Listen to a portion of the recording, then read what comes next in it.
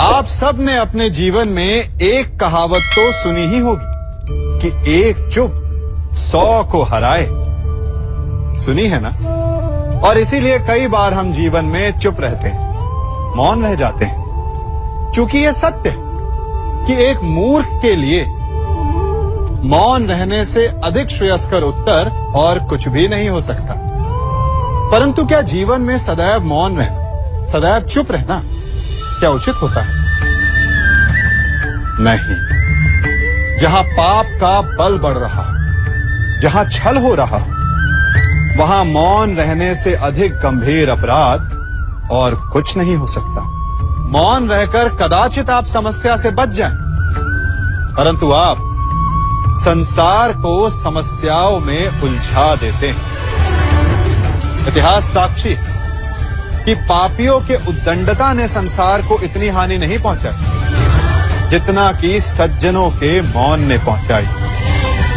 यदि कोई मूर्ख बोल रहा है तो मौन रहना उचित है, परंतु यदि कहीं अपराध हो रहा है, छल हो रहा है, तो उठिए और विरोध कीजिए, क्योंकि आप भले ही ना सही, परंतु आपकी आने वाली पीढ़ी इस पाप के दंड को अवश्य सहेगी। अपने जीवन में आप कितने मित्रों से मिलते होंगे, कितनों को आप स्वयं जानते होंगे, कितनों का आप शुभ चाहते होंगे और कितने आपका शुभ चाहते होंगे, और कितने ऐसे भी होते हैं कि आपके समक्ष आते, आपसे मिलते वो अपने जीवन का दुखड़ा गाने लगते हैं कि उनका कोई कार्य ही नहीं बनता। वो क्या करे? कार्य प्रारंभ होने से पूर्व ही कठिनाइयां आ जाती, कठिनाइयों के कारण वो आगे नहीं बढ़ पाते। क्या आपको पता है ऐसे लोगों की वास्तविक समस्या क्या होती है? क्या उनकी समस्या मार्ग में खड़ी बाधाएं हैं, या वो कठिनाइयां जो उनके कार्य को कभी संपन्न ही नहीं होने देती? सत्य तो यह है कि वास्तव में ऐसे लोग अपना कार्य कभी प्रारंभ ही नहीं करते। आधे मार्ग से उल्टा लौट जाने से अधिक बुरा यह है कि अपना कार्य कभी प्रारंभ ही ना कर। तनिक कार्य तो प्रारंभ करके देखिए, विश्वास कीजिए आप कभी खाली हाथ नहीं होंगे। आपको गर्वित करने के लिए सफलता भले ही आपके हाथों में ना हो, परंतु सफलता पाने का ज्ञान आपके हाथों में अवश्य होगा। हमारे जीवन में मित्र और शत्रु बड़े मायने रखते हैं। मित्र वो जो हमारा हित चाहे, जो हमारे सुख दुख में हमारी सहायता करे, हमारा साथ दे। कुछ मित्र जन्म से होते हैं, कुछ मित्र हम स्वयं बनाते हैं, कुछ मित्र परिवार में मिल जाते हैं, तो कुछ मित्र जीवन की यात्रा में। परंतु शत्रु हमें जीवन में कभी भी मिल जाते हैं। परंतु क्या आपने कभी सोचा कि वास्तविकता में आपका सबसे बड़ा शत्रु है कौन? आपका सबसे बड़ा शत्रु आपके भीतर छिपा बैठा है, और वो है आपका क्रोध। आप जिनसे रुष्ट होते हैं, उन पर क्रोध करते हैं, उन्हें हानि पहुंचाने का प्रयास करते हैं।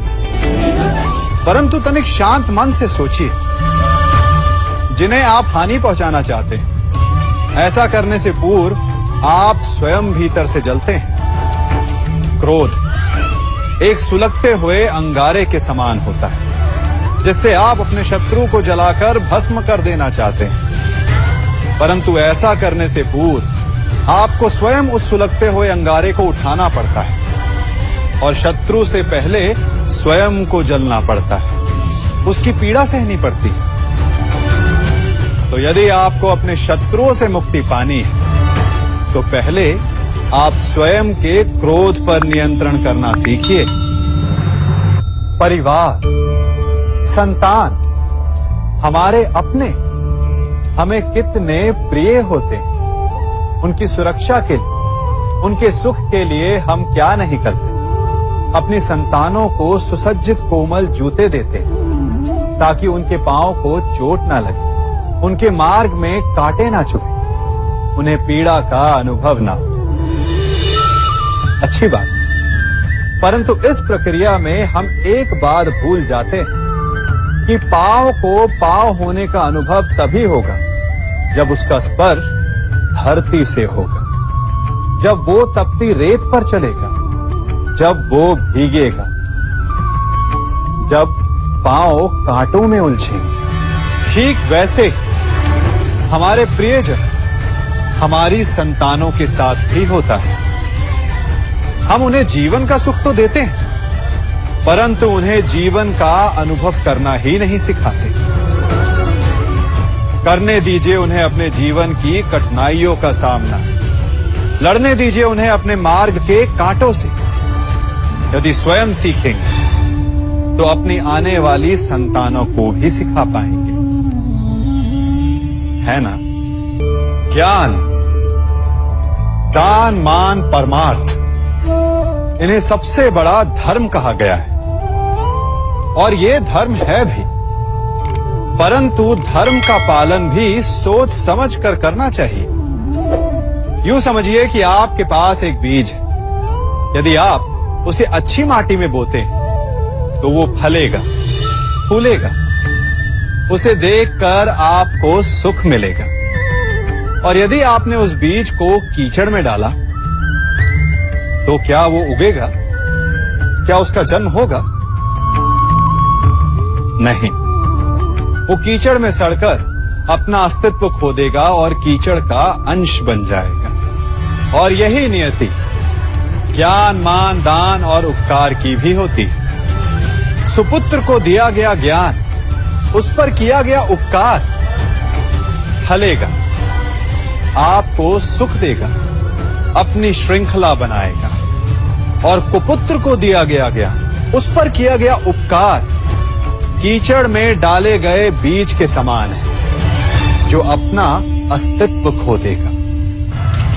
हम सब अपना जीवन शांति से जीना चाहते हैं, अपना हर पल आनंद में भोगना चाहते हैं, परंतु ऐसा नहीं कर पाते।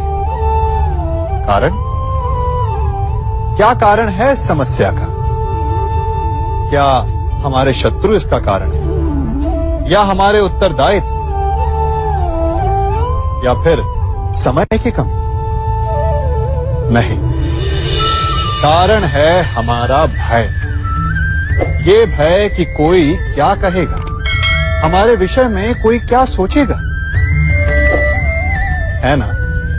हम स्वयं जीते हैं, स्वयं मरते हैं, तो फिर जीते समय संसार की चिंता क्यों करते हैं? हाँ, संसार का अहित ना कर, ये बात अवश्य ध्यान में रखने योग्य है। परंतु संसार के सोच की चिंता करके स्वयं का जीवन नष्ट कर, ये कहां तक सही? जब आप आनंद में नाचें तो ऐसे नाचें कि जैसे आपको कोई देख ही नहीं रहा है। जब आप गाएं तो ऐसे गाएं कि आपको कोई नहीं सुन रहा। स्वयं को संसार समझें और इस धरा को स्वर्ग समझें। यदि अपने जीवन में आप 4 पल भी ऐसे जी पाएं तो आपका जीवन सफल हो जाएगा।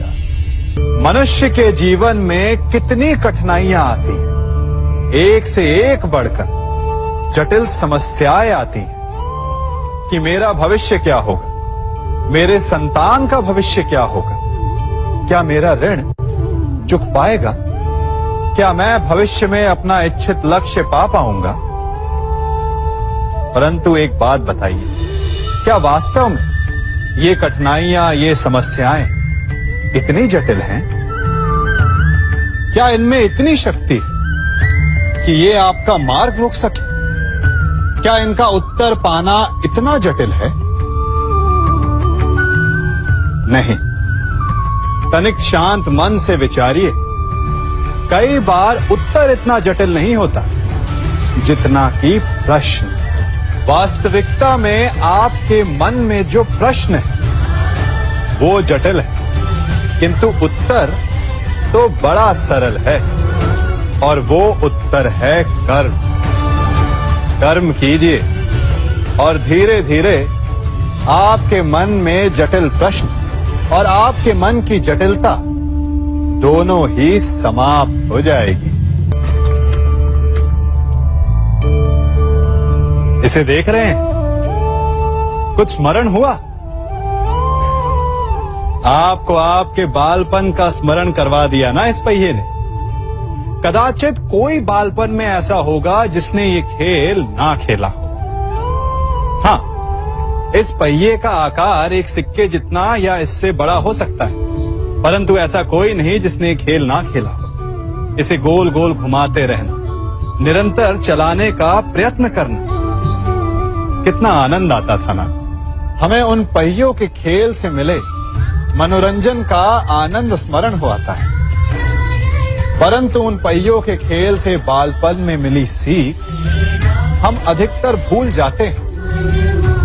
और वो सीख है सदैव गतिमान रहना। उस खेल का केवल एक ही तर्क होता था, यदि उसे संतुलित रखना है, यदि उस पहिए को गिरने नहीं देना, तो उसे निरंतर गतिमान रखना होगा। और यही जीवन है। जीवन में यदि सुख दुख, हानि लाभ, आनंद और कष्ट का संतुलन बनाए रखना है, तो सदैव गतिमान रहिए। किसी एक कष्ट, किसी एक दुविधा के पल में ठहर के ना रह जाओ। कर्म करते रहो। विचार कीजिएगा।